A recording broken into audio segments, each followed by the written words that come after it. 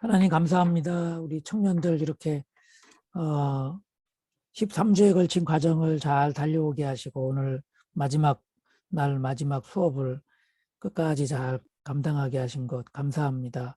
정말 한 절 한 절이 때로는 잘 모르고 또 잊어버리기도 하지만 그것이 다 우리 가운데 내재화되어서 정말 생명의 말씀, 지혜의 말씀, 정말 위경 중에 생각나는 말씀이 되게 하시는 줄 믿습니다.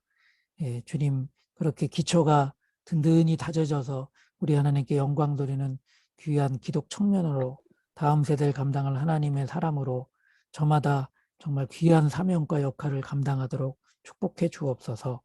오늘도 희종을 주께 맡겨드리오며 우리 주 예수님의 이름으로 기도하옵나이다. 아멘. 우리 제일 마지막과 23과 마지막에 우리 헌신에 대해서 우리 집중적으로 이제 살펴봅니다. 21가부터 20가부터 헌신의 동기, 헌신의 방법, 헌신의 결심, 헌신의 보상. 야, 뭐 벌써 5가나 이렇게 됩니다. 이거 헌신이 굉장히 이런 분량적으로 봐도 굉장히 중요한 말씀인데 오늘 마지막으로 헌신의 보상. 108페이지입니다. 당신은 헌신의 생활을 하는 결과로 어떤 열매가 맺히는지 아십니까? 헌신은 성도들의 당연한 일입니다. 헌신은 사실 우리의 존재를 인식하게 되는, 존재를 깨닫게 되는 존재의 가치와도 같은 거죠. 왜냐하면 뭐 마이크가 있다면 그 마이크의 역할을 할 때 그게 마이크가 되는 것처럼 그 마이크의 역할을 하는 것이 사실 자기 몫을 감당하는 것이고 그게 다른 말로는 헌신이죠. 헌신. 초가 빛을 발하는 건데 자기 몸을 태워서 빛을 발하듯이 그게 초의 할 일이잖아요. 초의 존재고. 그래서 사실 그런 게 헌신 자체가 존재하는 방식이 되는 거죠. 그러니까 그런 면에서 헌신이 이거는 당연한 일인 겁니다. 그러나 주님은 우리의 헌신을 그대로 지나쳐 버리지 않고 좋은 것으로 보상해 주십니다. 그러므로 우리는 주님께 감사드리지 않을 수 없습니다. 그러면 헌신의 생활에서 오는 은혜가 무엇일까요?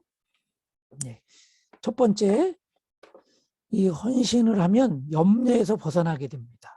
그러니까 이 1번은 큰 1번, 헌신을 하면 현재에서 지금의 현재적인 시간, 현재적인 이 삶에서 보상을 받게 되는데 그것이 염려에서 벗어나게 된다는 거죠. 헌신하면 염려하지 않아도 돼요. 염려하지 않게 돼요.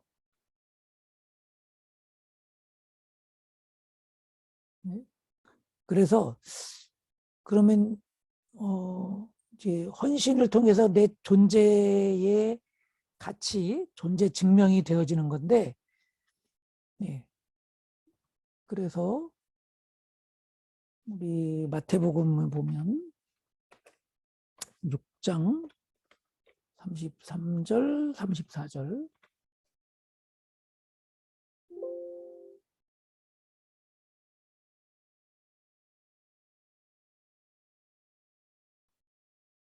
왜 틀리지?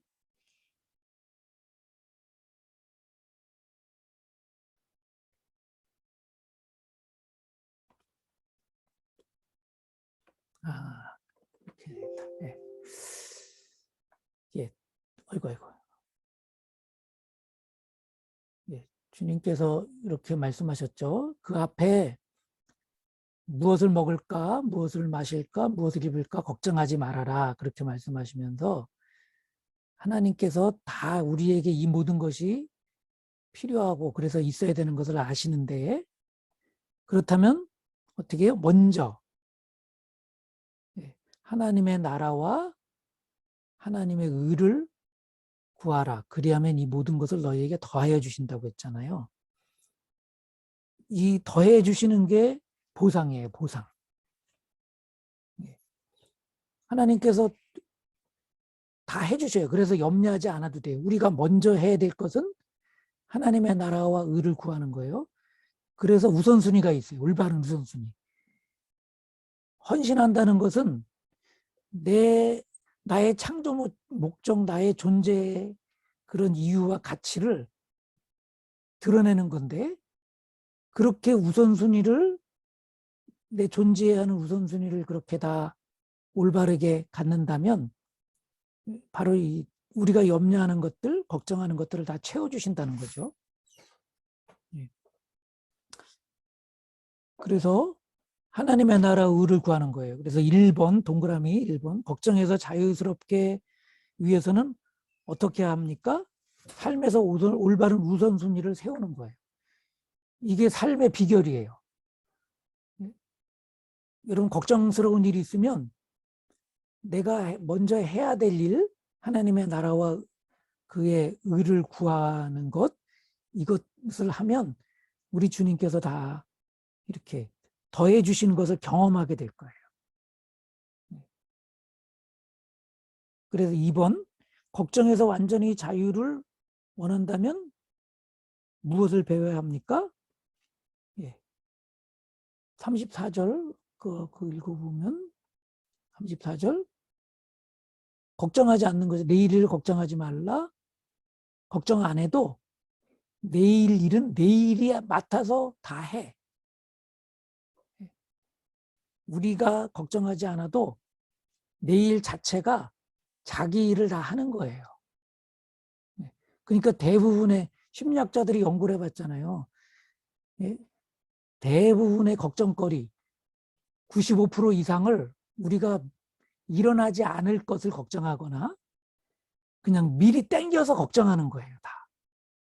우리가 그렇게 걱정을 하고 있다는 거죠. 내일 일은 내일이 알아서 해. 그러니까 우리가 걱정한들 아무 소용이 없는 거예요. 그러니까 우리는 지금 내가 나의 주어진 하나님께서 창조하신 목적, 그것을 충실히 행하기만 하면 거의 모든 일들이 다 저절로 해결이 된다는 거죠. 이렇게. 우리 지방에 좀 교회에 문제가 지금 있어가지고 계속 이렇게 2주나 못 모였던 거거든요. 이렇게 이제 가서 좀 의견을 조율하거나 돌봐줘야 될 일들이 있어가지고 가서 이렇게 사람들 만나는 일이 있어가지고 좀 찾아갔는데 그 허리가 그렇게 신경을 넘어서가지고 허리가 막 아팠어요, 제가. 그냥 이렇게 가만히 있으면 괜찮은데 조금만 움직이면 해가지고 막 주저앉고 막 움직이지도 못하게 허리가 아파가지고 침을 맞으러 한의원을 갔는데 그 한의사가 아무 말도 안 했는데 뭔 신경을 그렇게 많이 썼어요. 한의사가 먼저 그렇게 얘기하는 거예요. 내가 신경 썼는지 어떻게 알아요? 그러니까 이게 그렇게 막 신경 쓰니까 몸이 알아요. 우리 스트레스 받는 거 지난번에 얘기했잖아요. 몸이 알아. 그래서 막 약한데, 나한테 약한데 이렇게 딱 증상으로 나타나는 거예요. 허리 수술됐잖아, 내가. 그래서 그렇게 딱 나타나는 거예요. 근데 연단을 받아서 이제 이런 일들이 왔을 때 어떻게 처리하는지를 내가 이제 배우니까, 감당을 하게 되니까 허리도 자연히 낫는 거예요. 그러니까 신경을 그 일에 집중하지 않고 내가 할 일을 하게 되는 거야. 근데 알면서도 내가 처음에 이런 일을 당하니까 막 그것에 마음이 신경이 쓰이고 그랬는데 누군가 이렇게 조언을 해줬어요. 한마디를. 어떤 말이냐면 그냥 감리사 일만 하면 돼, 이런 거예요.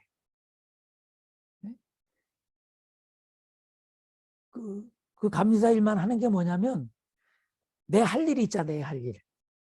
만약에 도장을 찍어주는 일이라면 그냥 도장 찍어 달라고 왔을 때 그 일이 도장을 찍어 줄 일인지 아닌지만 딱 판별을 하고 도장 찍어 줄 일이면 도장을 찍어 주는 거예요. 도장 찍을 일이 아니면 안 찍어 주면 돼. 그리고 뭔가 부족한 게 있으면 요런 것들을 보완해 오세요라고 하기만 하면 돼요. 그 보완하는 일은 누가 하는 거예요? 그 도장 찍어 달라고 하는 사람이 해야 할 일이야. 그 일은 내 일이 아니야. 그런 거예요. 그러니까 내가 저 사람들이 저걸 어떻게 하지? 그런 걱정까지 땡겨서 했더니 내 일이 아닌 것까지 걱정을 했더니 신경이 너무 쓰인 거야. 내 일은 내가 결정할 수 있으니까 신경을 들 써도 돼. 아니면 아닌 거고 기면 긴 거고. 사정은 보완할 일이나 뭐 잘해야 될 거는 저분들이 다 그걸 걱정할 일이지 내일 일이 걱정하는 게 아니라는 거죠. 오늘 여기 이 말씀이 실제로 삶에서 깨달아지는 거야. 내일 걱정은 누가 하는 거예요? 내가 하는 게 아니라 내일이 해. 요 내일이요 투마로우에 투마로우. 내일 일은 내가 걱정할 게 아니라 내일이라는 시간도 그 시간이 할 일이라는 거지. 그러니까 자기 일은 자기가 걱정하는 거예요. 그것까지 땡겨서 걱정할 게 없어. 나는 나에게 주어진 것만 하면 돼. 우리 젊은이가 장래에 대해서 사실 내일에 대해서 걱정 많이 하잖아요.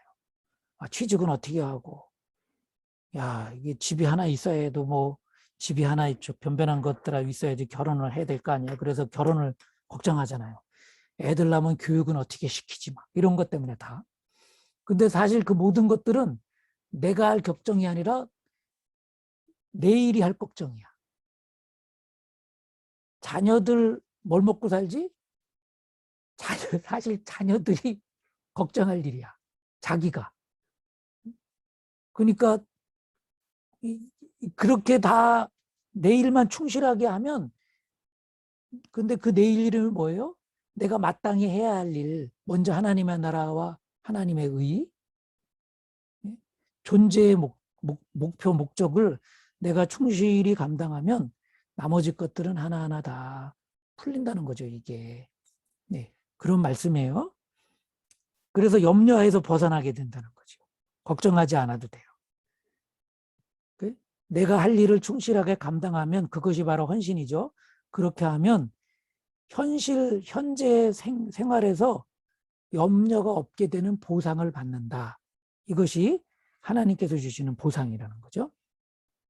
그래서 큰 두 번째, 요한복음 14장 27절, 주님께서 그래서 이렇게 말씀하셨어요. 하나님의 나라와 의를 구하는 자에게 주님이 주시는 거예요. 요한복음 14장 27절, 나는 너희에게 평화를 준다. 나는 내 평화를 너희에게 준다. 염려가 사라지고 하늘의 평화, 평강이 임하는 거예요. 그래서 주님이 주시는 평화는 세상이 주는 것과 같지 않다. 너희는 마음에 근심하지 말고 두려워하지 말라. 네. 이게 하나님의 헌신자에게 자기 일을 온전히 감당하는 사람에게 주시는 겁니다. 그래서 사도행전 3번, 큰 3번, 사도행전 7장 55절에 스데반이 복음을 전하다가 그게 할 일이잖아요. 그렇지만 돌에 맞아 죽게 되었어요. 그 죽는 순간에 이렇게 된 거예요. 스데반이 성령이 충만하여 하늘을 쳐다보니 하나님의 영광이 보이고 예수께서 하나님의 오른쪽에 서 계신 것을 보았습니다. 이게 죽는 순간이 환난을 당해서 죽는 순간. 그때 스데반이 환난을 당할 때 괴로워했습니까? 묻는 거죠. 기도했나요? 안 했나요? 네, 안 했어요. 그러니까 몸은 아플지 몰라도 돌에 맞아서 피가 흐르고 심지어는 죽게 되었지만 전혀 하늘의 영광을 봤어요. 예수님도 보고. 그리고 말하는 거예요. 하늘이 열리고 인자가 서 계신 것을 보았어요. 그래서 전혀 아픔이 없는. 그래서 사실 순교하는 신학교회 사람들이 화형도 당하고 사자굴에 들어가고 막 그랬는데 전혀 좀 두려움도 없이 고통도 없이 갈 수 있었던 비결이 바로 여기에 있었던 거죠. 또 스테반도 그랬지만 사도 바울도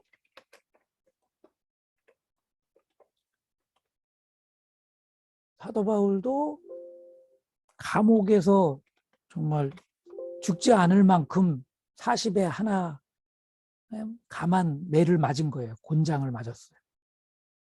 그리고 감옥에다 집어넣는데 거기서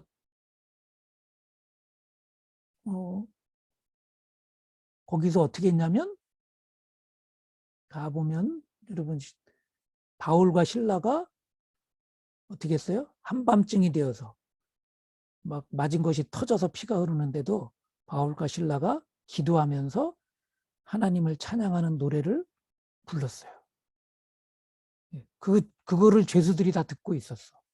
죄가 없는 사람이 저렇게 어려운 일, 고문을 당하고 막 맞았는데도 노래하고 있네? 이상하다. 어떤 야, 우리하고 다른 사람이네. 그런 소리, 그런 생각이 들었고, 그때 하나님의 능력이 나타난 거예요. 지진이 일어나고 터가 흔들리는데 문이 다 열려요. 죄수들이 다 도망갈 수 있어요. 모든 바울에게 있는 수갑만이 풀린 것이 아니라 다른 모든 죄수들에도 수갑이 다 풀렸어요. 착고가 다 풀렸어. 한마디로 얘기하면 도망가기 딱 좋은 환경이 된 거예요. 그런데 죄수가 한 명도 도망갈 수가 없게 되었어요.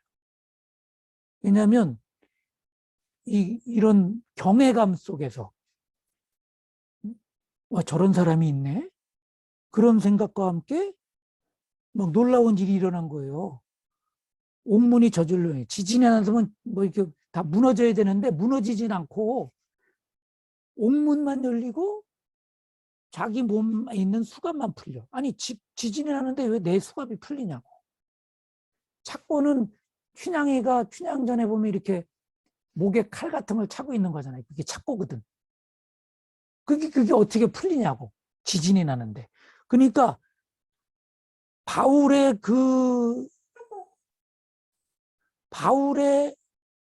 놀라운 행동, 이게 바울이 헌신하는 거죠. 자기의 사명을 다하는 거예요. 부르심을 다하는 거예요. 이방인에게 보냄을 받았다고 하는, 복음을 전한 것에 복음 받았다고 하는 그런 어려운 환경 속에서도 이 복음을 이렇게 전하고 있더니 다른 사람들이 생각을 이상하게 하는 거예요. 저 사람이 도대체 왜 그래? 저 사람이 뭔데 저러지? 우리하고 좀 다른 사람이네? 그러면서 생각을 가지고 있는데 현실에서도 지진이 나는 건데 그 지진이 일반 물리적인 지진이 아니라 옥문이 열리고 우리들의 모든 수갑이 착고가 풀려지는 그런 일들이 있는 거예요. 그래서 사실 어떤 경외감 속에서 도망갈 수 있는데 도망갈 수가 없게 얼어붙은 거예요. 간수가 잠에서 깨어서 옥문들이 열린 것을 보고 죄수들이 다 도망갔겠구나. 그래서 이때는 죄수가 도망가면 그 죄수 대신 자기 목숨을 내놔야 돼요. 그러나 한둘이 도망간 게 아니니 옥문이 열리고 다 그랬으니 어떻게 생각했어요? 죽어도 한 목숨 가지고 안 되겠구나. 이거 완전히 끝났다 해서 검을 빼고 자결하려고 그런 거죠. 그때 바울이 소리친 거예요. 그대는 스스로 몸을 해치지 마십시오. 우리 모두가 그대로 있습니다. 한 명도 도망가지 않았습니다.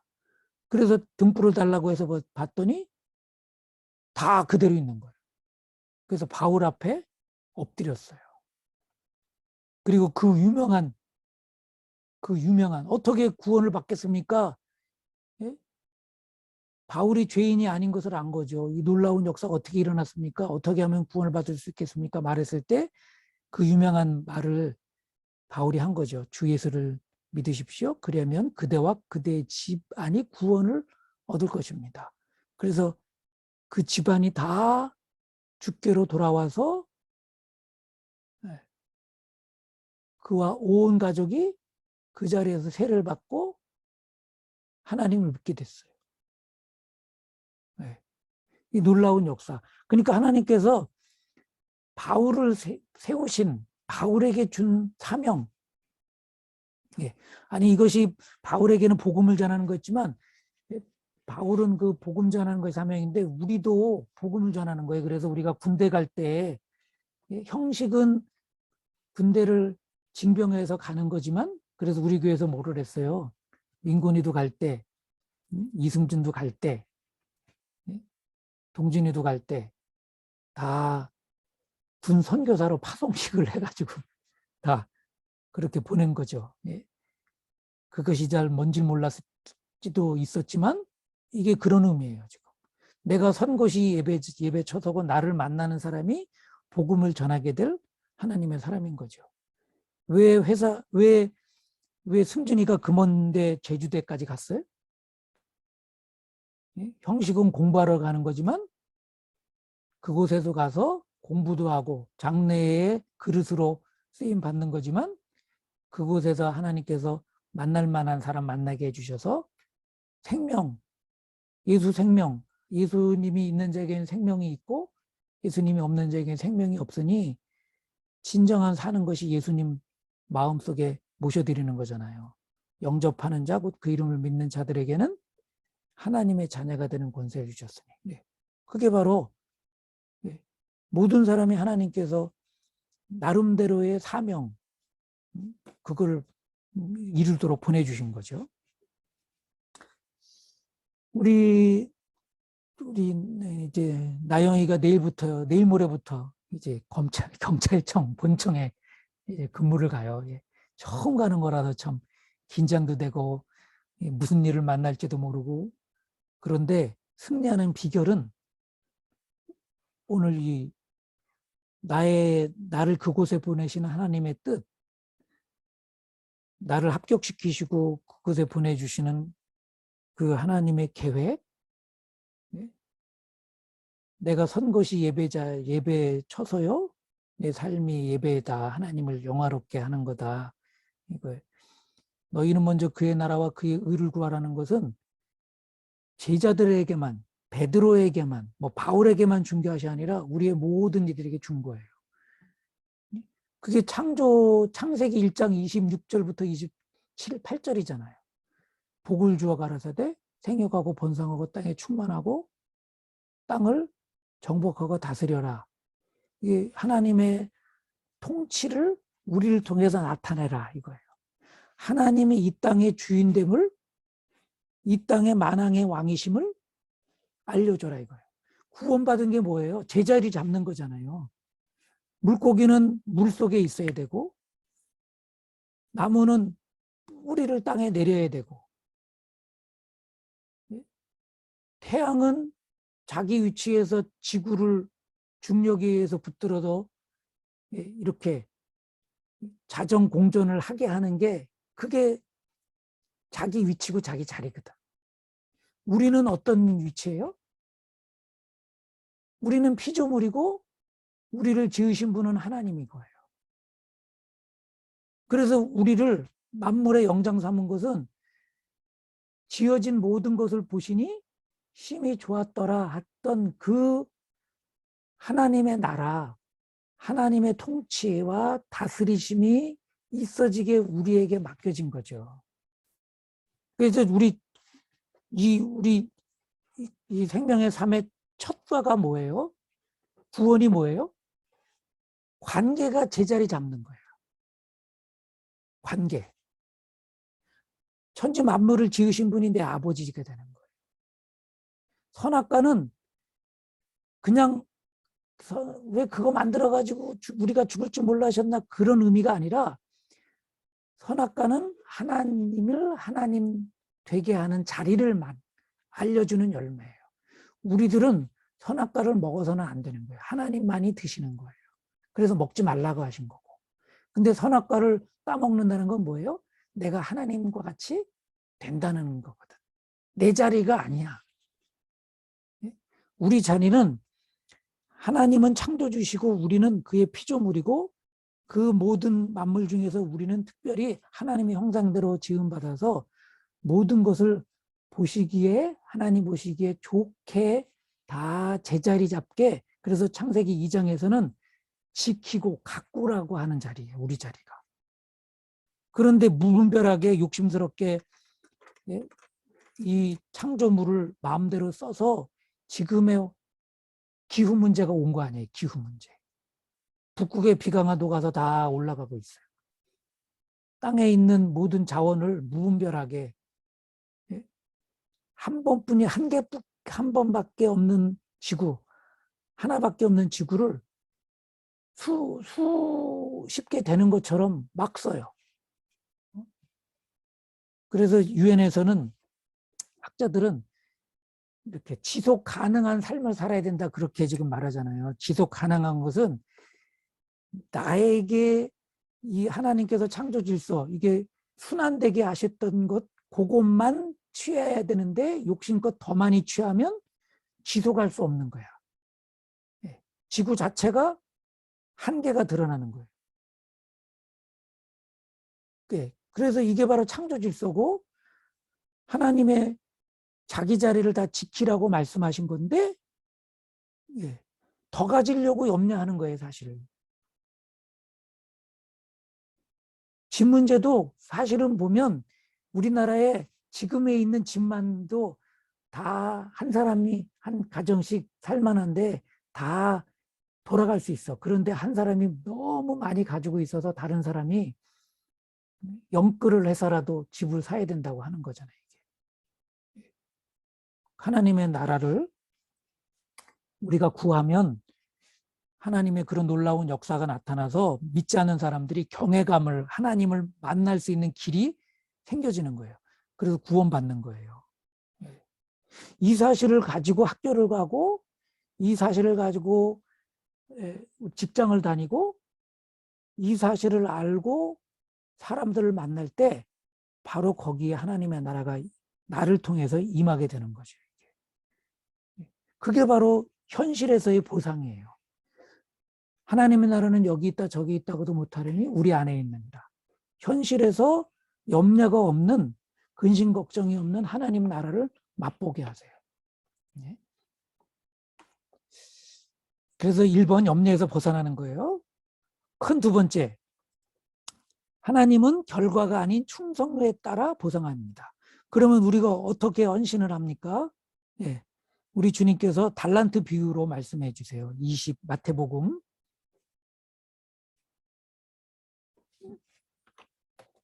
25장 14절부터 30절. 여기 달란트 비유죠.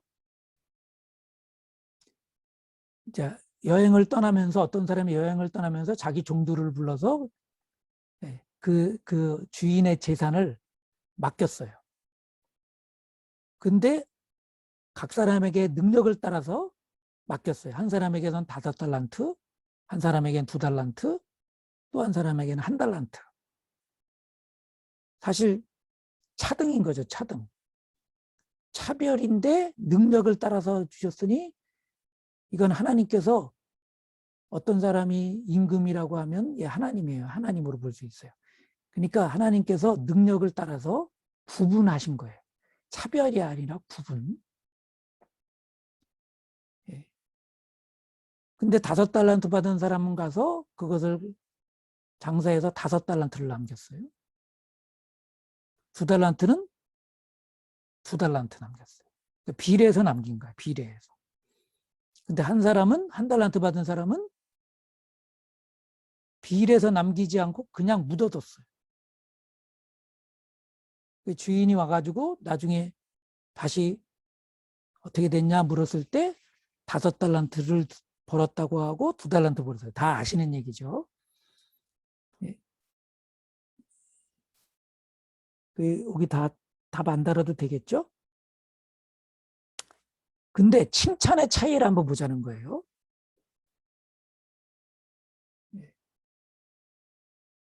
5달란트 받은 사람 칭찬한 거예요. 21절. 그 주인이 그에게 말하였다. 잘했다. 착하고 신실한 종아. 내가 적은 일에 신실하였으니 이제 내가 많은 일을 내게 맡기겠다. 와서 주인과 함께 기쁨을 누려라. 이렇게 칭찬했어요. 근데 이 칭찬하고 똑같아요. 2달란트 맡긴 사람. 잘했다. 착하고 신실한 종아. 내가 적은 일에 신실하였으니 이제 내가 많은 일을 내게 맡기겠다. 와서 주인과 함께 기쁨을 누려라. 전에도 한번 이거 봤죠, 우리 교회에서 여러분은 21절 읽고 나는 23절 읽는다고 했는데 토시 하나 틀리지 않고 똑같아요. 이거예요. 토시 하나 틀리지 않고 똑같아. 주님의 보상은 이거예요. 보상은 그래서 이번에 하나님은 결과가 아닌 5달란트 남겼으니 더 많은 걸 남긴 거 아니에요. 숫자로 하면 2달란트보다.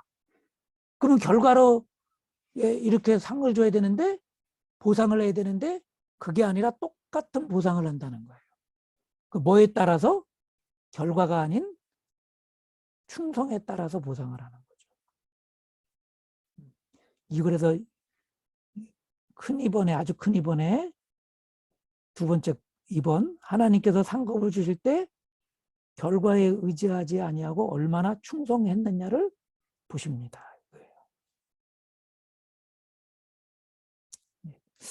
요즘에 우리들이 금수저, 흑수저 그러잖아요.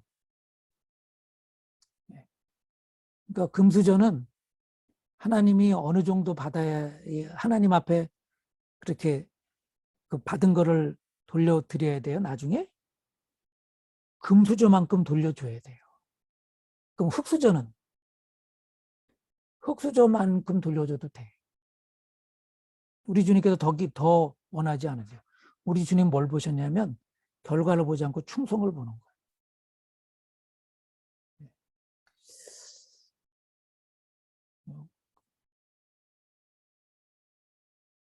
하루하루 사는데 오늘 하루 주신 축복을 그냥 만족하면서 사는 거예요. 달란트 이렇게 받았지만 예, 결과는 이렇게 다르지만 예, 요 비례해서 충성한 것에 따라서 준다는 거죠. 마서 테레사 수녀가 이렇게 얘기했어요. 하나님은 우리를 성공하라고 부르신 것이 아니라 충성하라고 부르셨다. 예, 기자가 노벨상 받는 테레사한테 기자가 아주 그냥 세상적인 질문을 한 거죠. 이렇게 했대요, 질문을. 아니, 더 크고 더 많은 일을 한 사람이 있는데 당신이 노벨 평화상을 받을 자격이 있습니까? 더 많은 더 큰 일 한 사람이 있는데 예, 그때 마더 테레사가 이렇게 얘기했다는 거예요. 아니에요. 상급은 충성을 봅니다. 세계 최고 갑부 빌 게이츠나 지금은 더 이제 갑부가 된 테슬라 차 만든 이름이 뭐죠? 갑자기 생각이 안 나네. 그 테슬라 그 회장 유엔 난민기구에서 얼마만 있으면 다 그들을 살려준다 그랬어요. 먹고 산다고. 머스크요. 머스크에. 그래서 아예 똑 집어서 얘기했어. 머스크의 재산 2%인가 있으면 저들 굶어 죽지 않는다고. 2%만 있으면 된다니까. 2%, 재산의 2%. 근데 머스크가 뭐라고 얘기했어요? 그거 제대로 쓰는지 확인이 된다면 낼 수 있다고. 내기 한마디로서 내기 싫다는 얘기겠죠. 내보기도 않고 뭘 확인을 해. 아니 20%도 아니고 2%면 되는데. 충성이에요, 충성. 얼마나 성공했냐고 그게 문제가 아니라 2% 가지고 세계의 기근 문제를 다 해결할 수 있는데 얼마나 돈 벌었냐가 그 문제가 아니라 어떻게 썼느냐가 더 중요하다니까요. 하나님 그걸 보시는 거예요. 예, 헌신의 보상. 그래서 예, 하여튼 적게 받았으면 적게 해도 돼요. 남겨도 돼요. 그러면 하나님은 천국에서 보상을 해주세요. 뭐라고요? 거기 있던 거? 예, 적은 일에 충성했으니 하나님 앞엔 그 뭐 얼마나 많이 남겨서도 다 적은 일이잖아. 내가 많은 일을 내게 맡기겠다. 와서 주인과 함께 기쁨을 누려라. 이 천국에서 보상이에요. 세 번째 넘겨서 천국에서 이건 상이에요. 상. 예. 헌신의 노력이 결코 헛되지 않아요. 고린도전서 15장 58절. 그러므로 나는 나의 사랑하는 형제 자매 여러분, 굳게 서서 흔들리지 말고. 여기 굳게라는 말씀인데요.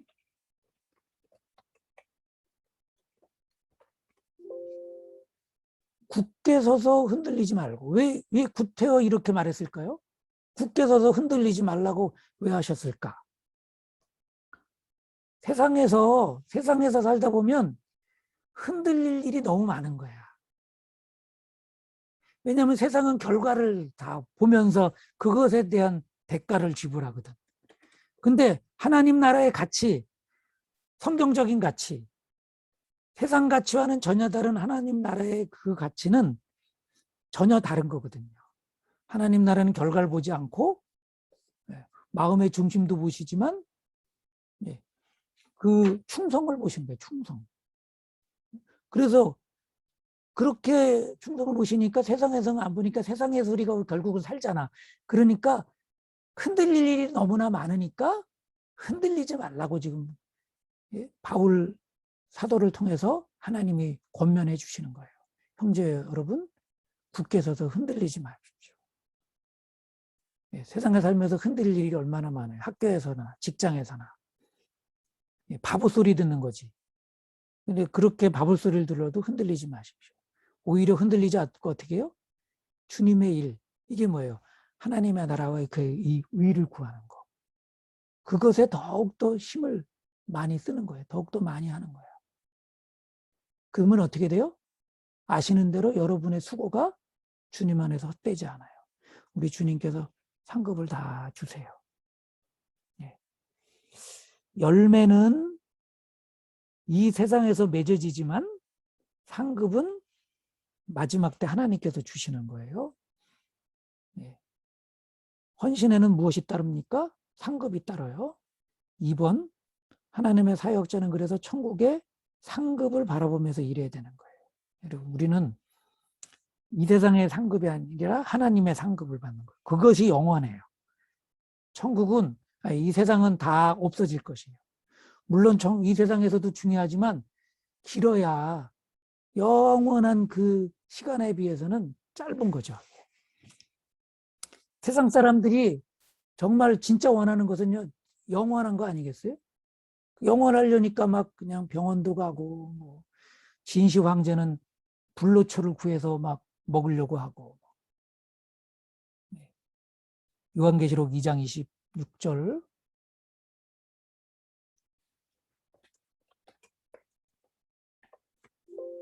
이기는 사람, 곧 내일은 주님의 일이잖아요. 내일을 끝까지 지키는 사람에게는 어떻게 해주세요? 나중에 민족을 다스리는 권세를 주세요. 이게 하나님의 약속이에요. 주님과 함께 통치하겠다고 해주셨잖아요. 이렇게. 그러니까 여러분 이 상급이에요. 이거를 기대하면서 이렇게 주님의 일을 온전히 감당하길 바랍니다. 오늘 이 말씀으로 무장을 하세요. 여러분 이제 정말 이제 준비해서 사회에 나가야 되고 또 나가서도 지금 뭐 시작이지 뭐 사실 그죠? 신은규 집사님 그죠? 이제 몇 년 차예요 직장? 지금 한 8년 됐습니다. 8년에 그래도 많이 가셨네. 예. 나도 오늘 맞죠? 설교했지만 29년 됐어 이제 벌써. 엊그제 같은데 29년이야. 그리 목회자는 은퇴가 늦어서 한 40년은 해. 앞으로 10몇 년 더 남았어. 10년 더 남았어 나는. 70세까지 해야 되니. 예? 그러니까 이게 많은 거예요 이제. 우리 나영이는 이제 시작이야. 이제 이 1년 차 들어가고. 남자는 군대 갔다 와야 되기 때문에 좀 더 늦어. 이승준이는 이제 4학년 되는 거야. 민곤이는 이제 내년부터. 오늘 민곤이가 이렇게 늦냐. 이 마지막 시간이 가장 중요한 시간에. 하여튼 여러분 이 중요한 거 오늘 다 마무리를 하는 겁니다. 여러분들 축복합니다. 사실 여기가 너무 중요한 거예요. 여기에 그 적용을 이 말씀을 깊이가 다른 데 적용하면 그게 더 깊어지는 거예요. 이게 가장 중요한 전체가 다 담겼다고 해도 과언이 아니에요. 그래서 나중에 다시 유튜브에 들어야 되고 또 개설이 되면 새가족을 위해서 개설이 되면 거기 새가족 뭐 이거 들어봐야 돼 하면서 들어와서 다시 맛보게 해도 돼요. 왜냐하면 나도 더 많이 세상을 살아서 하나님 말씀을 더 온전하게 더 깊이 있게 전할 수 있게 되겠지.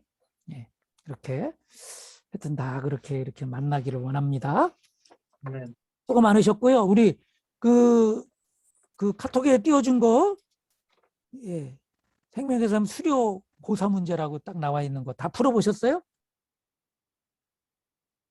풀어야지만 정리가 되는데.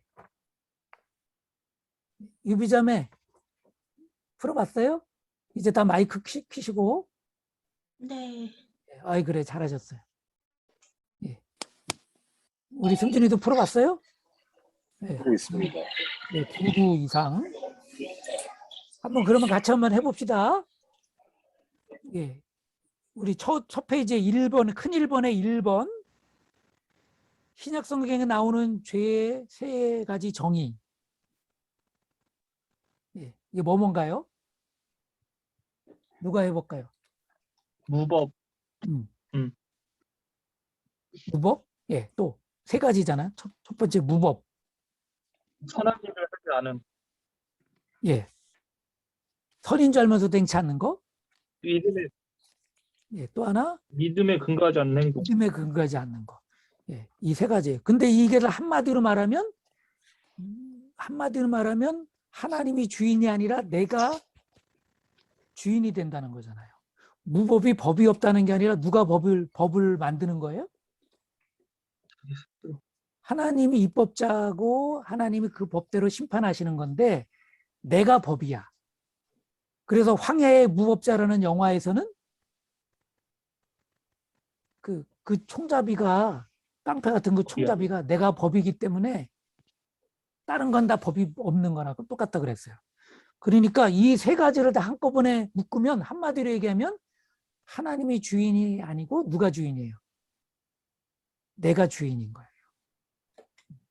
알고도 선인 줄 알고도 행치 않는 게 뭐예요?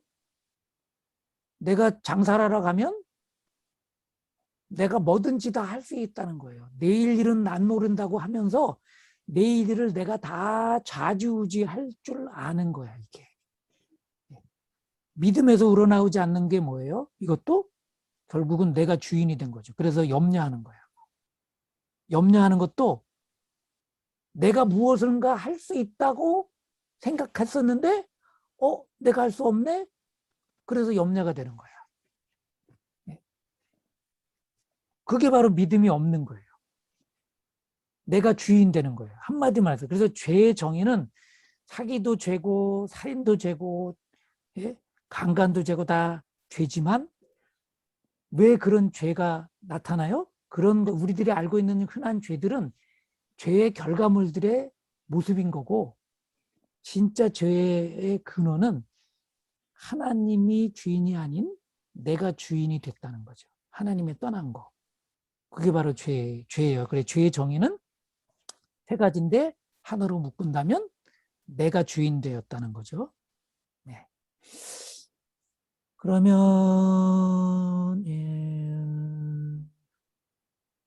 우리 7번을 승준이가 해봐요. 1번에 7. 이승준 풀어 마이크 켜고. 다 못해가지고 찾아봐야겠습니다. 뭐야, 했다며. 7번 하고 있어. 하고 있어? 네. 그러면 지금 5번까지 6번까지 했어요? 아니요, 해야 돼요. 해야 됩니다. 그러면 이게 시작인데 그 앞에 것도 안 했으면 그 다음 거 다 어떻게 하려고? 2주가 뭐 20일을 동안 했는데. 한 거만 해봐요. 그러면 한 거 아무거나 해봐요. 이거 오늘 내로 다 하겠습니다. 이승준이 이제 얼렁뚱땅 넘어가는 이제 선수야. 이렇게 물어볼 줄 몰랐죠?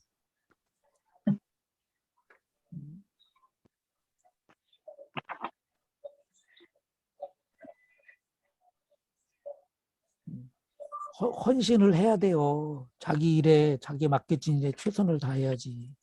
충성하는 게 가장 헌신인데 하나님께 성공을 원하지 않으신다 그러는데. 네.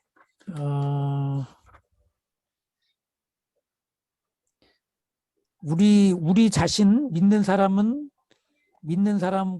하나님의 신분이 하나님이 주신 신분이 새롭게 관계로 맺어졌죠. 그래서 첫 번째 하나님의 자녀, 영접하는 자 곧 그 이름을 믿는 자들에게는 하나님의 자녀가 되게 해준다고 했어요. 이게 우리가 그래서 하나님의 자녀예요. 관계가 온전히 맺어진 거예요. 그래서 자녀가 됐으니 하나님을 아버지라고 부를 수 있는 거죠. 예. 두 번째는 우리는 그리스도의 신부예요. 신부. 그 신랑 되신 예수님과 한 몸이 된 거예요. 그래서 우리가 하나님 나라 갈 때 천사장의 나팔 소리와 함께 예수님의 공중에서 재림할 때 우리는 신랑 되신 예수님을 맞이하는 신부처럼 이제 들림 받는 거잖아요. 예. 신부의 영성이 그래서 중요해요. 우리가 신부의 영성.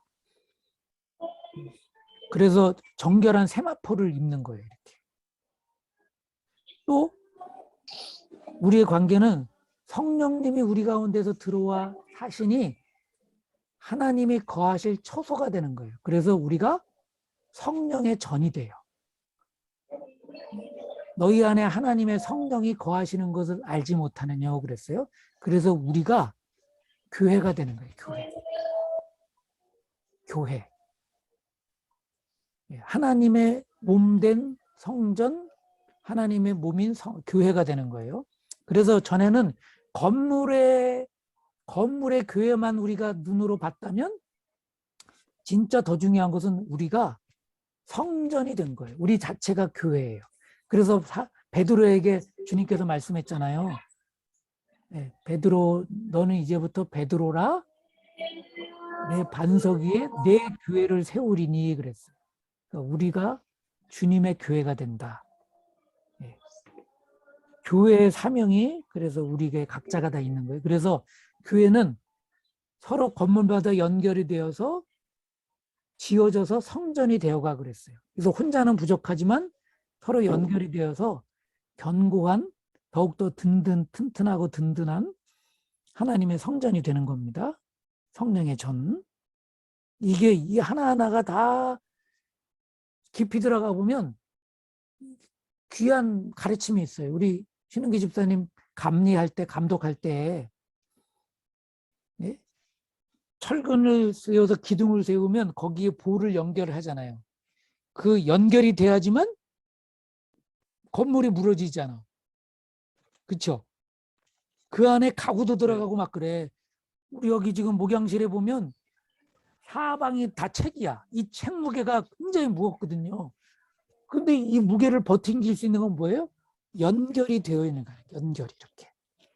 그래서 거기에 다 그거 뭐 치수가 있잖아요. 그죠? 철근을 얼마나 굵기로 써야 되고 그 철근을 묶는 철사는 몇 센치를 어떻게 돌려야 된다. 그게 다 있는 무슨 거예요. 그죠? 전문가시네. 네? 그게 다 역학적으로 전문가시네. 이게 다 나타나는 거예요. 그게 없으면 건물이 무너지는 거야. 사실 그 성수대교도 무너진 것도 그래서 무너진 거, 삼풍백화점도 다 그렇게 무너진 거거든요, 이게. 그거를 제대로 봐줘야 돼. 근데 성도가 혼자로는 완전해. 한 기둥이 된 거야. 신은기 집사가 기둥이야, 한쪽에. 호정민 집사님이, 두 집사님이 우리 MIF의 기둥이야. 근데 두 기둥만 서가지고는 안 돼요. 여기 석가래가 보가 서야 그 건물의 온전한 역할을 감당하던 거거든요. H빔이 딱 서는데 거기에 양쪽으로 딱 걸리는 힘이 제대로 딱 받아야 돼. 그렇게 힘을 받는 것이 서로 혼자가 아닌 이동준이 거기에 딱 중간에 역할을 버팅기는 역할을 감당해 주는 거지. 그래서 서로 연결이 되어서 교회가 되는 거예요. 우리 주님께서 그렇게 실제로 말씀하셨어요. 축복을 한 거죠. 이 교회. 그래서 여러분들이 다 이게 지체라는 말이 거거든요. 여러분은 그리스도의 몸이라고 그랬는데 그리스도의 교회예요. 몸 하나하나가 팔 하나, 손가락 하나하나가 다 그리스도의 몸을 이루는 구성원이에요. 그래서 손가락에 아파, 가시가 박혀가지고 아파요? 그러면 모든 다른 몸도 아픈 거야. 그래서 그거를 빼줘야 돼. 누가? 옆에 있는 오른손이. 그러니까 왼손에 가시가 박혔다. 그러면 오른손이 그걸 가서 빼줘야 돼요. 이게 성령의 교회가 된, 지체가 된 우리들의 청년 MIF의 하나하나의 사명이고 할 일인 거죠. 이게 헌신이에요. 우리 나영이가 내일 모레 회사 가는데 처음 가니까 얼마나 마음이 싱숭생숭할까. 무슨 누구를 만날지, 어느 부서에 구체적으로 배치받을지, 내가 할 일은 뭔지 얼마나 마음이 있겠어요. 그거를 우리들이 헤아려서 기도해 주는 게 이게 우리들이 연결이 되어지는 거죠. 하나하나 이렇게. 그 일들을 우리들이 교회로서 하나님의 이제 관계가 온전히 맺어져서 이런 귀한 일들을 서로 감당해 주는 겁니다. 통과. 12번 넘겨서 12번 생명의 삶 지금 우리 하는 거죠. 수강을 하면서 새롭게 알게 된 사실이나 깨달음을 하나 적어 보십시다. 이거는 누가 할까요? 우리 유비자매가 한번 해봐요.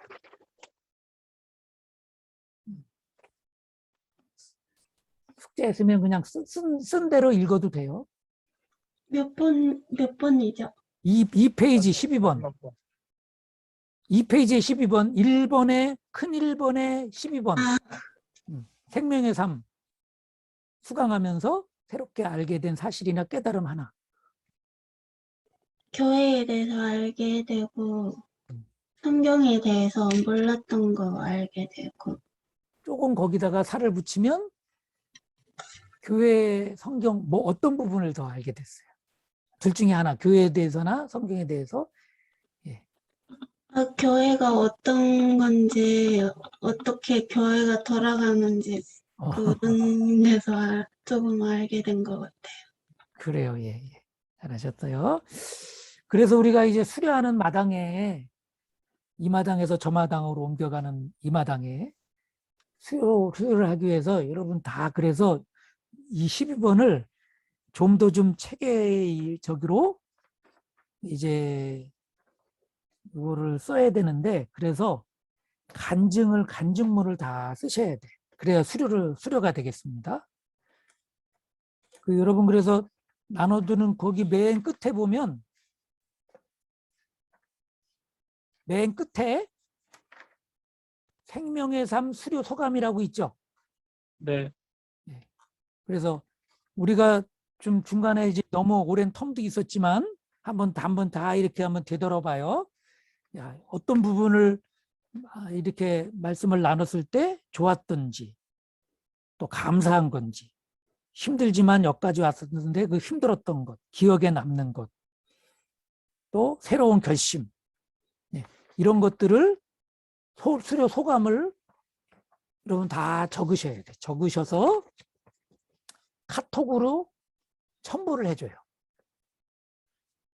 어디에 첨부해요? 카톡으로 첨부. 떠서 카톡에 첨부를 해줘요. 수료는 어떻게 하느냐?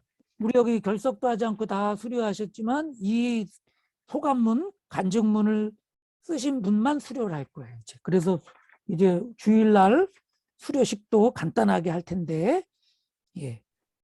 그래서 이 수료 소감을 쓰신 분만 수료를 하겠습니다. 최종적으로. 예. 됐죠? 예. 그리고 큰 2번, 요거야 뭐 다 외워서 쓰는 거니까 우리 청년부가 요번에 성경 암송축제에 이 암송구절을 가지고 출전해줘서 너무 감사하고, 오늘 상금 많이 받았죠? 청년부. 네? 그 받은 거 가지고 아주 좋은 일, 맛있는 것에 한번 이렇게 잘 나눠서 쓰기 바라고요. 우리 큰 3번, 다음 중에 맞는 것에 공표, 틀리는 것에 X표를 한번 하는데, 요거는 왜 그러냐면 아리까리한 게 있을 거야. 예? 정리할 필요성이 있는 것이 있어요. 예. 그래서 그 다는 아니고 몇 가지만 살펴보고, 또 여러분들이 또 궁금한 것들이 있으면 물어보는 시간 갖겠습니다. 1번을 한번 해볼게요. 1번. 예수님이 십자가에 돌아가신 것은 자신의 죄와 인류의 죄를 갚기 위해서였다. 맞아요, 틀려요? X. X. 예, 맞아요. X. 그러면 나영이가 한번 대답해봐요. 왜 X예요? 뭐, 잘 모르겠어요. 이 문구에서 뭐가 틀렸죠? 자신의 죄. 그렇죠. 네, 맞아. 이게 굉장히 중요해요. 왜 자신의 죄가 틀린 거냐? 예수님이 죄가 있어요, 없어요? 없기 때문이에요. 죄가 있다면 예수님은 사람이에요, 하나님이에요? 죄가 있다면 사람인 거예요. 왜냐하면 모든 사람이 죄를 범하였음에 죄의 싹은 사망이에요. 그래서 우리들이 자기 죄로 다 죽어. 근데 예수님이 사람이라서 자기 죄로 죽었다면 우리의 죄를 대신해서 죽을 수 없어요. 근데 예수님은 하나님이시기 때문에 죄가 없으신 분이고, 그게 완전하게 성경적인 진리예요. 그래서 그 세상 학문이 잘못 가르치고 있다는 거예요. 세계 4대 성인, 예수님이 세대 4대 성인 중에 한 사람이에요? 아니요. 아니에요. 사람이 아닌 거예요. 그래서 마태복음 16장 16절에 사람들이 나를 누구라 그러느냐 그렇게 물었을 때 선지자 중에 한 사람입니다 했을 때 그게 답이 아니거든. 네? 인류의 위대한 스승 중에 하나예요? 석가모니하고 공자하고 맹자하고 마호메트하고 예수님이 똑같아요? 아니에요. 불교와 이슬람교와 유교와 기독교가 다를 수밖에 없는, 똑같을 수밖에 없는 게 그들은 다 사람이지만 예수님은 사람이 아니에요. 하나님이시지. 4대 성인은 그렇게 가르쳐줘도 학교에서 시험 볼 때 4대 성인이라고 쓰지만 그렇게 써야 돼요. 안 쓰면 틀리니까 그렇게 써요. 네? 세상에서는 창조론을 가지고 학문을 해요. 그러니까 아니 진화론을 가지고 학문을 해. 그러니까 세상에서 시험 볼 때는 진화론으로 답을 써야 돼. 안 그러면 틀려. 합격 못 해. 그런데 하나님 앞에서는 고백할 때는 하나님이 천지를 창조하셨습니다라고 고백해야 되는 거예요. 그게 바로 정말 정답인 거죠. 예. 그러니까 지혜롭게 다른 거 가지고 헷갈려가지고 믿음 떨어지지 말고 중학생 돼가지고 생물 배우면서 진화론 배우면서 믿음이 다 떨어지잖아. 대학 가서 이과생들이 연구할 때도 연구비를 나라에서나 학교에서 타려면 진화론에 입각해서 연구를 그 프로젝트를 써내야 돼. 그렇지 않고는 연구비들 못 받아요. 그러니까 그렇게 해. 학교에서는.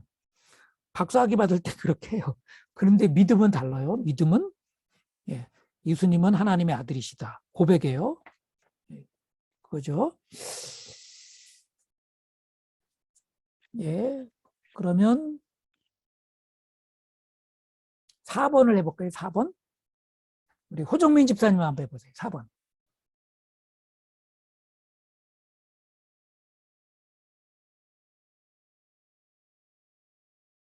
4번. 저는 아직 그래, 거기까지 거기까지 안 했어도 한번 해봐요. 저 문제집도 없는, 예. 그래. 아이고, 다 이렇게 내가 갑자기 다 하나하나 질문할 줄 몰랐죠. 4번. 그럼 이동준이 해봐요. 4번.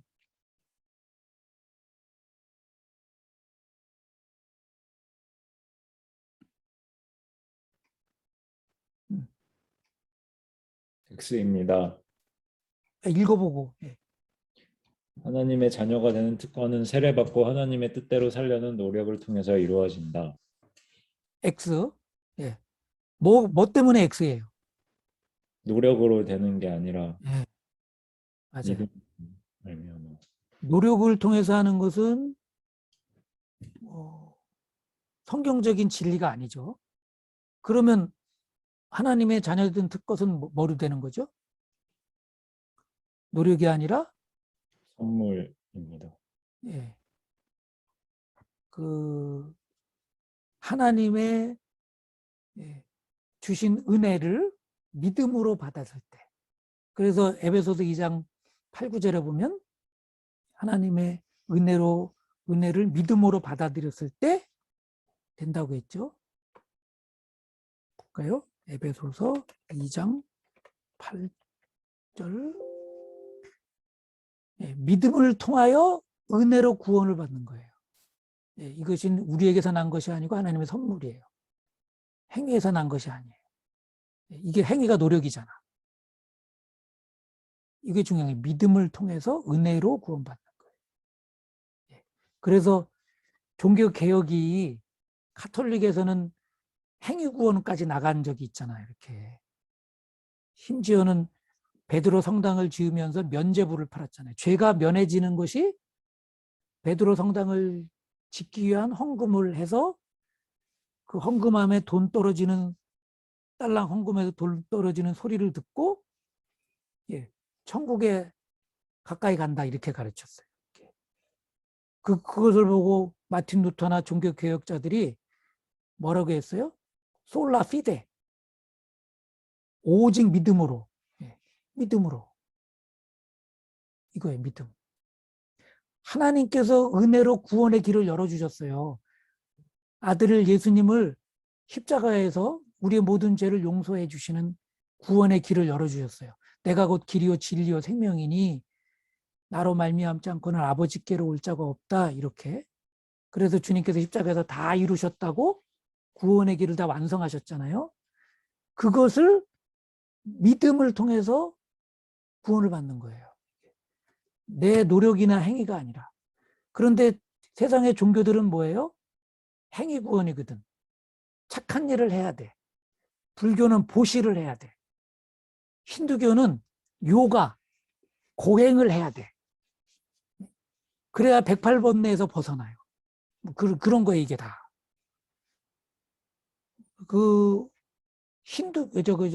마호멧, 그것은 어떻게 구원받냐면 성지 순례를 해야지만 구원받는 길이에요. 그래서 성지를 순례해야 돼. 그래서 그 이슬람교 믿는 사람들은 그 집에 이렇게 깃발이 꽂혀 있다 그러더라고. 가이드가 설명해 주더라고요. 성지순례 할 때. 그럼 깃발이 뭐냐 그랬더니 저 집은 성지순례를 간 집입니다. 이거예요. 음. 그래서 성지순례를 하는 특별한 절기에는 깔려 죽어도 성지순례를 가는 거야. 너무 사람이 많아가지고 깔려 죽는데도 성지순례를 다녀와야 돼. 왜냐하면 그것이 구원의 길이라고 얘기하거든요. 예. 이게 바로 기독교의 진리이기 때문에 이런 게 묻는 거예요.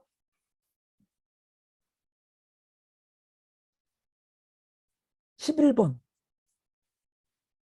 11번을 누구 할까요? 하여튼 뭐 지금 곧바로 해도 되니까 이승준이 해봐요. 11번.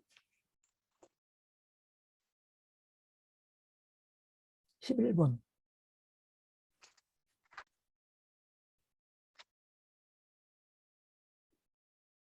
이승준 11번.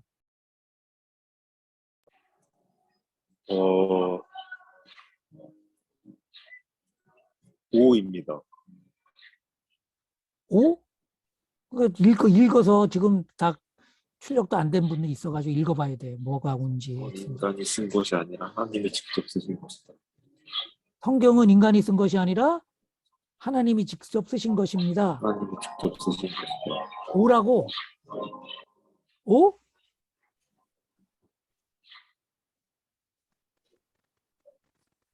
어떻게 생각해요?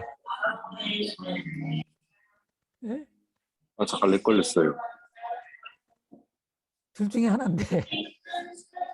X입니다. X. 이거 아니야?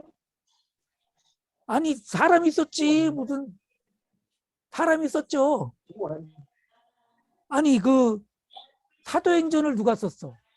의사인 누가가 누가복음을 같이 자매 서신으로 썼지.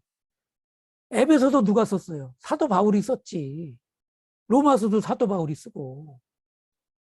근데 그냥 쓴 것이 아니라 성령의 감동을 받아서 썼죠. 그게 차이예요. 직접 쓰면은 그러니까 이 코란경 같은 것이 직접 썼다는 거잖아. 코란경, 이슬람의 성경인 코란경을 마호멧이 한상 중에서 천국에 펴져 있는 책을 읽어서 받아쓰기를 한 거야. 읽으니까 받아 썼어. 근데 성경은 그렇게 얘기 안 해요. 하늘에서 뚝 떨어진 책이 아니야. 우리 베드로 후서 1장 21절. 예언은 언제든지 사람의 뜻에서 나온 것이 아니라 사람들이 성령에 이끌려서 하나님으로부터 오는 말씀을 받아서 쓴 것이다. 또 디모데 후서 3장 15절. 그대는 어려서부터 성경을 알고 있습니다. 성경은 그리스도 예수를 믿는 믿음으로 말미암아 그대에게 구원을 주시는 구원에 이르는 지혜를 주십니다. 성경은 뭐로 됐어요? 하나님의 영감으로 된 것으로. 그러니까 하나님의 마음이 담겨져 있는 책이죠. 사람이 썼지만. 이렇게 다른 거예요. 그래 시간이 가니까 여기서 또 궁금한 거, 아리까리한 거 질문해 봐요.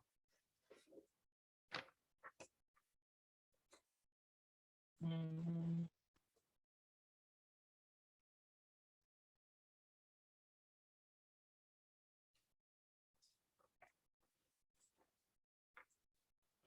나영이가 질문해 볼까요? 나영이가 하다가 뭐요? 지금 이게 아리까리한 거 뭐 20, 아. 30번까지 중에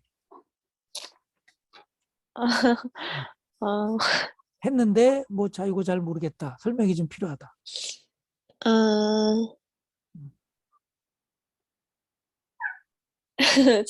잘 모르겠. 음.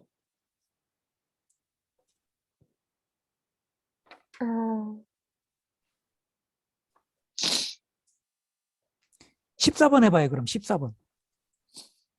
14번이요? 14번은 14번 5인 것 같아요. 예. 우리는 죽을 때까지도 예수님의 모습을 완전히 담지 못한다. 이게 의미가 조금 다를 수도 있는데, 우리가 이 예수님의 모습을 완전히 담지 못한다는 것은 신이 될 수 없다는 거지. 예수님과 같이 영원한 존재, 신의 위치에는 못 가는 거죠. 그런데 웨슬리 목사님, 우리 감리교를 시작하신 웨슬리 목사님은 책을 내고 설교를 그렇게 하셨는데 뭐라고 했냐면 기독자의 완전이라고 했어요. 기독자의 완전. 우리가 완전할 수 있나? 일반적으로 생각하면 완전할 수 없다고 여겼는데 웨슬리 목사님은 완전하다 이렇게 책을 냈어요. 그 완전은 뭐냐면 예수님과 같은 신적인 존재로의 완전이 아니라 우리 예수님의 형상을, 하나님의 형상을 닮은 존재로서의 완전인 거예요. 아까 우리 달란트 비유했을 때 5달란트 받은 사람이나 2달란트 받은 사람이나 충성한 것으로 따라서는 똑같아요, 똑같지 않아요. 상급이 똑같아요. 그러니까 우리의 인간으로서의 하나님이 창조한 그 온전한 충성을 했을 때는 우리가 그런 면에서는 우리가 완전해요, 완전하지 않아요? 완전한 거예요. 웨슬리 목사님은 그 얘기를 한 거예요. 동기의 순수성에서 완전할 수 있다. 그렇게 설명하셨어요. 왜냐하면 이렇게 해야지만 우리는 완전을 추구하는 사람이거든. 동기의 순수함, 하나님의 나라와 의를 구하는데 우리가 아무리 구해도 여기를 못 다다른다. 다시 말해서 완전할 수 없다 그러면 우리는 다 포기할 수밖에 없어요. 근데 우리 하나님께서 안 되는 걸 되게 하시겠어요? 그걸 부탁하시겠어요? 이걸 찾아볼까요? 우리 주님께서 이런 말씀도 하셨어요. 이거 성경을 좀 다른 것으로.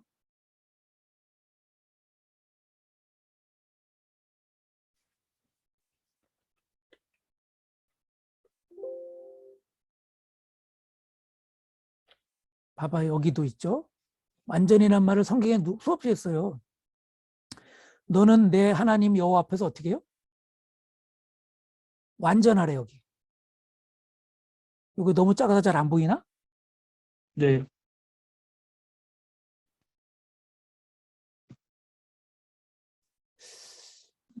그래요, 가면서 그러면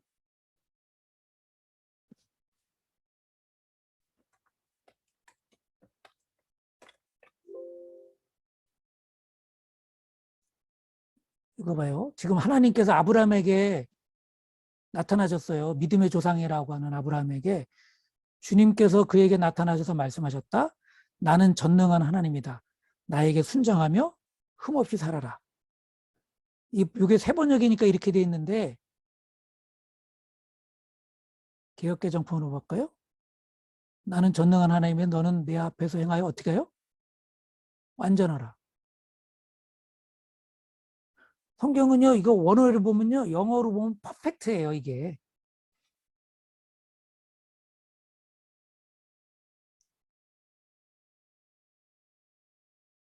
NIV로 볼까?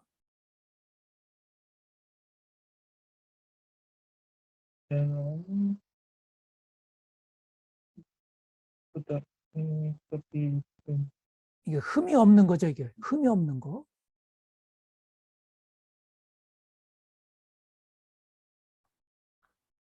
네, 다 이거 흠이 없다고 여기서 번역이 됐네. 이것도 그렇고. 킹제임스는 이제 여기도 완전이라고 보니까 영어로 돼 있어야 되는 걸. 한글이네. 킹제임스. 킹제임스 번역 볼까요? 여기 봐요. 퍼펙트예요. 그죠? 그러니까 이렇게 지금 주님께서 말씀하시네. 그러면 이 퍼펙트는 뭐냐 이거예요. 이것을 좀 더 쉽게 해석해 놓은 게 아까 봤던 세번역이지. 순종하는 거야. 흠이 없이 어떻게 우리가 흠이 없을 수 있겠어? 근데 충성하는 게 순종하는 거예요. 자기가 할 만한 최선을 다하는 삶이야. 이걸 완전한 거예요. 그래서 웨슬리 목사님은 이게 이제 장로교나 감리교의 차이점일 수 있어요. 장로 그때 그래서 막 논쟁이 붙었는데 그 장로교 같은 경우는요, 인간은 완전할 수 없어 이렇게 딱 규정을 해버렸어. 그런데 웨슬리 목사님은 아니다. 하나님께서 성경적으로도 말씀하시기를 완전하라고 말씀하셨는데, 그러면 그 완전은 뭐냐? 하나님의 완전이 아니라 우리의 각자 저마다의 그 위치에서 완전한 거예요. 동기의 순수함으로 사랑하라 그러면 그 순간에 사랑하는 거야. 비록 다른 때는 저 친구가 야속하고 미울 때도 있지만 항상 미울 때가 아니라 그냥 어떨 때는 정말 사랑하는 거야. 사랑해.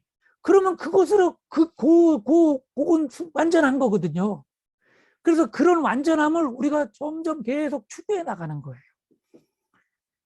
학생이신 분이 공부하는 거라면 힘들지만 일어나가지고 눈 비비고 뭐 여기다 막 이쑤시개 꼭 꽂아가지고 막 눈뜨게 하면서 커피 마시면서, 예? 공부를 해. 최선을 다했어요. 자기 나름대로. 그 사람의 체력으로서는 다 한 거야. 그러면 주님께서 뭐라고 말씀하셔요? 너는 완전하다 이렇게 말씀하시는 거예요. 예? 그런 면에서 우리는 예수님을 완전히 닮을 수 있어요. 이 구절은 그렇게도 해석할 수 있어요. 예. 신학적으로 구분이 되는 건데 장로교와 감리교의 교리가 다를 수 있어. 그러나 이것은 이제 우리가 좀 더 폭넓게 나가면 닮지 못한다, X 이렇게 얘기할 수도 있다 이런 거죠. 이해가 되겠죠? 이해가 돼요? 예, 나영자매 이해가 돼요? 네. 그래, 하여튼 수고 많으셨어요. 다음 주까지 뭐를 써내야 돼요? 인증문이야. 예.